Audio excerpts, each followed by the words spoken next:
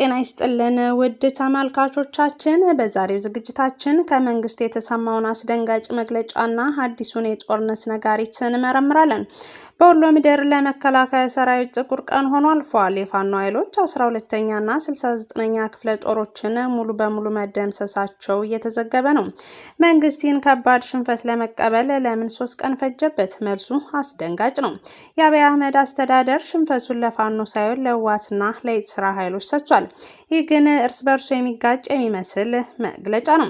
በወሎ በኤርትራ ተሸነፍኩ የሚለው መንግስት በሌላ በኩል አሰብን ለማስመለስ ኤርትራን እወጋለሁ እያለ ነው። እንዴት ሊሆን ይችላል? የአየር ኃይል አዛዡስ ለምን ወደ ቤላሩስ አመሩ? ከሁሉም በላይ አሳሳቢ ጉዳይ አዲስ ጦርነት ከፋኖ ጋር ከሚደረገው ፍልሚያ በምን ይለያል? አስመራ በድሮን ከተመታች አዲስ አበባስ ምላሹ ምን ሊሆን ይችላል? የኢትዮጵያ ግዙፍ ተቋማት ስለምን ለአደጋ እንደተጋለጹ ይነገራል። የድሃው ልጅ በጦርነት ሲማገድ የባለስልጣናት ልጆች በውጭ ሀገር ስለመዝናናታቸውስ ምን ይባላል? በእነዚህና ሌሎች ወሳኝ ጉዳዮች ላይ ጥልቅ ትንታኔ ይዘን መጥተናል። አብራችሁን ቆዩም። የፋኖ ኃይሎች 12ኛና 69ኛ ክፍለ ጦሮችን ደምስሰዋል። መንግስት ለማመን 3 ቀን ፈጅቶበታል። ኦራሎች ከባድና ቀላል መሳሪያዎች እንደ ጉድ ተማርከዋል። የተማረኩ የመከላከያ አባላት ቁጥር በተንቀሳቃሽ ምስል ሲታዩ ያስደነግጣል። መንግስት የፋኖ ኃይሎችን ደምስሼ በገዳሙና በየሸለቆ በትናቸዋለሁ ሲል ነበር የከረመው። ብርሃኑ ጁላ ባለፈው ወለጋ ሰራዊት ሲያስመርቁ ጽንፈኛው ፋኖ አላችሁ አልተሳካላችሁም፣ ተሸንፋችሁ ያጉራችሁ የተደ 4 ኪሎ እንገባለን አላላችሁም ወይ? የታላችሁ እየጠበቅናችሁ ነው በማለት ነበር ተራ የመንደር ዱርዬ ንግግር ያሰሙት። አብይ አህመድም ሺህ ዓመት ብትዋጉኝም አታሸንፉኝም ብለው ተናግረው ነበር። ክፍለ ጦር የሚያህል ነገር ለዚያውም 2 ክፍለ ጦሮችን ፋኖ ሙሉ በሙሉ ሲደመስሳቸው ብርሃኑ ጁላና አብይ አህመድ የሚሸሸጉበት ነው የጠፋቸው። እዩኝ ማለት በኋላ ደብቁኝን ያመጣልና የወሎን ውርደት ለህወሓትና ለኤርትራ ሰጥተውታል። አምባገነን መንግስታት ሽንፈታቸውን አምነው አያውቁም። ሽንፈታቸውን ለመደበቅ ለሌላ አካል ይሰጡታል። የአብይ አህመድ አስተዳደር መሸነፉን አምኗል። ግን ፋኖ አይደለም ያሸነፈኝ ኤርትራና ህወሓት ናቸው ብሏል። ኤርትራን ወግቼ አሰብን አስመልሳለሁ እያሉ በሌላ በኩል ወሎ ላይ በኤርትራ ተሸነፍኩ ማለት አብሮ አይደለም። የአየር ኃይሉ አዛዥ ይልማ መርዳሳ ቤላሩስ ናቸው። መሳሪያ ለመሸመት ነው ተብሏል። አብይ የምርም ከኤርትራ ጋር ለመፋለም እየቆረጡ ይመስላል። ጦርነቱ አሸናፊና ተሸናፊ አይኖረውም። ወጣቶች ከማለቅ፣ ህዝብ ከመሰደድ፣ ኢኮኖሚ ከመንኮታኮት ውጭ የሚመጣ ነገር የለም። ኢሳያስ ልጅ አይሞትም፣ የአብይ አህመድ ልጆች አይሞቱም፣ የብርሃኑ ጁላ ልጆችም አይሞቱም፣ የአባው ታደሰ ልጆችም አይሞቱም። የድሃ ልጅ ግን ይጨፈጨፋል። የባለስልጣናቱ ልጆች ደግሞ ዱባይና አውሮፓ ይዝናናሉ። ባለስልጣናቱ የድሃ ልጅ ካስጨረሱ በኋላ በውጭ ጫና እንዲታረቁ ይደረጋል። የባለስልጣናቱ ልጆች አይፎን ስልካቸውን ይዘው ጸጉራቸውን አጎፍረው ትልቅ ኤርፎን ጆሯቸው ላይ አድርገው በቦሌ ኤርፖርት ዘናፈታ ብሎ ይገባሉ። የድሃ ልጅ ቀባሪያቸው በየበረሃው የአሞራ ሲሳይ ይሆናል። ኤርትራ ከኢትዮጵያ በጣም የተሻለ ሰላም የሆነች ሀገር ናት። ታጣቂዎች በኤርትራ የሉም። ጫፍ እስከ ጫፍ ሳትታገት የጥይት ድምጽ ሳትሰማ በሰላም መሄድ ትችላለህ። የብሔር ሆነ የሃይማኖት ክፍል የለም። በተቃራኒው ኢትዮጵያ ውስጥ ከአዲስ አበባ ውጭ መጓዝ በነፍስ የቆረጠ ሰው መሆን አለበት። ታጣቂዎችን እንደ ጉድ ፈልተዋል። ገብረ ጉራቻ ብቻ በየወሩ በርካታ ሰዎች በታጣቂዎች እየታገቱ ነው።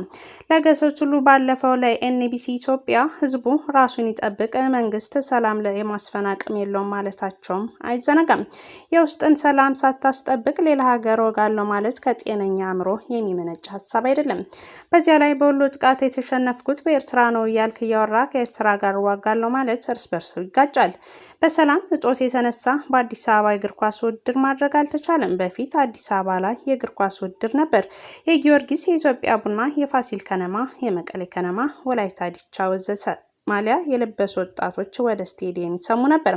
አሁን ግን ያ የለም። በሰላም ጦት ምክንያት አዲስ አበባ ላይ ኳስ መጫወትም አልተቻለም። አብይ አህመድ አዲስ አበባን ሰላም ማድረግ ሳይችሉ ኤርትራን ወጋለው እያሉ ነው። ከኤርትራ ጋር ጦርነት ሲደረግ ከፋኖ ጋር እንደሚደረገው ጦርነት አይደለም። ኤርትራ ጦር ሰሞኑን የድሮን ልምድ ሲያደርግ ሰንብቷል። እጅግ ሚስጥራዊ በሆነ መንገድ ከእስራኤል፣ ከቻይና፣ ከሩሲያ የስለላና ዘመናዊ ጦር መሳሪያ ገዝቷል። ይህ ማለት የኢትዮጵያ መከላከያ ሰራዊት አስመራን በድሮን ሲመታ የኤርትራ ሰራዊት አጸፋ ይሰጣል ማለት ነው። አስመራ እንደተመታው ሁሉ አዲስ አበባ በድሮን ይመታል ማለት ነው። አስታውሱ፣ በትግራይ ጦርነት ጊዜ ህወሓት የባህር ዳርና የጎንደርን አየር ማረፊያ መምታቱ አይዘነጋም። አሁን ላይ የድሮን ምርቶች እየዘመኑ መጥተዋል። አጥፍቶ ጠፊ ድሮኖች እየተመረቱ ነው። ኢራን፣ እስራኤል፣ ቻይና፣ ቱርክ፣ ሩሲያ ያመርታሉ።